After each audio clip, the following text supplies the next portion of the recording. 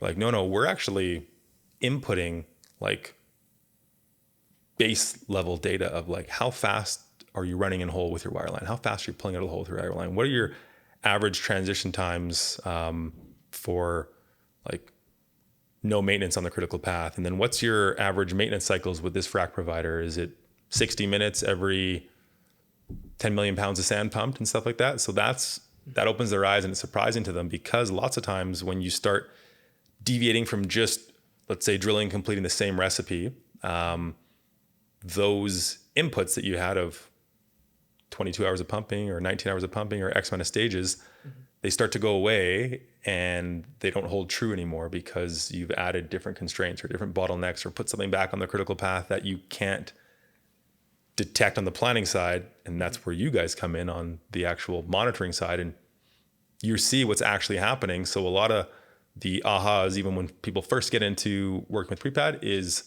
the granularity of the inputs that we have. And again, you don't need to set those every single time, but to have that simulation platform need that type of information gives you way more robust and accurate answers coming out the back end. And again, if you were only doing the same thing forever, you wouldn't need that, but people aren't doing the same thing forever. And when you change from a tier 1 to a tier 2 to a $80 oil price to a 60, you often want to tweak your design.